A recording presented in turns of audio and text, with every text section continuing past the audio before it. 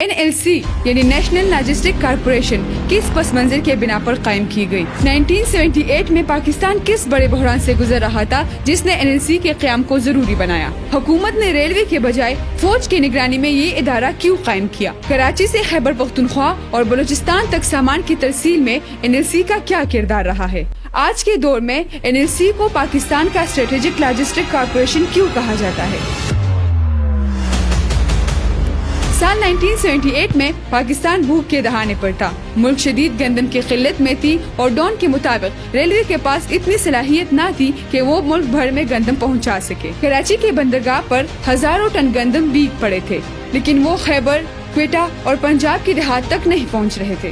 اور یہی وہ لمحہ تھا جب فوج نے اپنا قدم بڑھایا اور نیشنل لاجسٹک کارپوریشن یعنی NLC کا بنیاد رکھا۔ اس وقت کے رپورٹس کے مطابق لوگ کہہ رہے تھے کہ گندم کے بیگ پہاڑ کی طرح جمع تھے۔ اس وقت ریلوے والوں سے کہا گیا کہ یہ مال اٹھا لے۔ انہوں نے کہا کہ گاڑیاں ہی نہیں۔ اسی وقت فوج کی گاڑیاں آئی اور ملک بھر میں یہ بوریاں تقسیم کرنے لگے، اور یوں ہی 20 جولائی 1978 کو NLC کا آغاز ہوا اور چند ہی ہفتوں میں ہزاروں ٹن گندم ملک کی دور دراز علاقوں میں پہنچائی گئی۔ فوج کے پاس پہلے سے ہی لاجسٹک اور ٹرانسپورٹ کا وسیع تجربہ تھا۔ حکومت نے یہ فیصلہ کیا کہ ایک ایسا ادارہ بنا دیا جائے جو نہ صرف فوجی آپریشن بلکہ قومی بحران میں بھی بروقت سامان پہنچا سکے۔ اسی لیے NLC کو براہ راست فوج کی نگرانی میں بنایا گیا اور بعد میں اسے وزارتی منصوبہ بندی کے نیشنل لاجسٹک بورڈ کے ماتحت کر دیا گیا۔ اب سوال یہ ہے کہ NLC کو بنایا کیوں گیا تھا؟ اس وقت NLC کے بنانے کا مقصد ایک تھا، خوراک کے بحران کو کم کرنا اور ریلوے کے بوجھ کو کم کرنا تھا۔ اس وقت کے رپورٹس کے مطابق ریلوے 1200 ویگن کا اناج منتقل کر سکتا تھا، جبکہ NLC ان کے مقابلے میں دوگنا کام کر رہا تھا۔ NLC نے یہ کمی پوری کی اور پاکستان کو ایک بڑے بحران سے بچا لیا۔ اور یہاں پر کہانی کا ایک اور روح بھی ہے۔ پاکستان میں ٹرکنگ اور ٹرانسپورٹ کا سب سے بڑا شعبہ پختونی کے پاس تھا اور ہے۔ کراچی کے بندرگاہ سے خیبر پختونخوا، قبائلی اضلاع اور بلوچستان تک انہی پشتون ڈرائیورز کے ذریعے ہی سامان پہنچایا جاتا تھا۔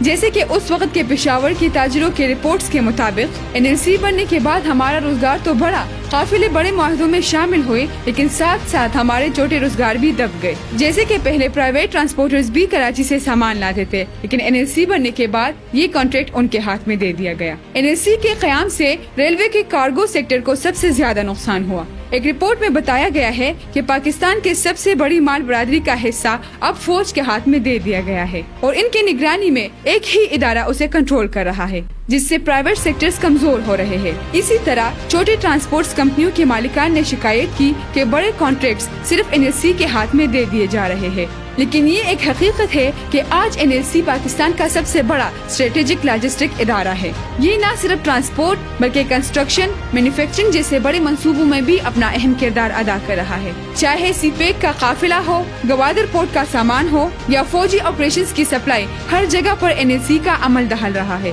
اب سوال یہ ہے کہ کیا واقعی NLC نے سب کو فائدہ دیا یا پھر ایک ایسا ادارہ ہے جس نے کچھ خطوں کو روزگار تو دیا مگر پبلک ٹرانسپورٹ اور ریلوے کو کمزور کر کے اور مسائل بھی پیدا کیے؟ ایک ایسا فیصلہ جو 1978 میں بھوک اور بحران کے وقت پر کیا گیا، آج پاکستان کی معیشت اور دفاع کا ستون بن چکا ہے۔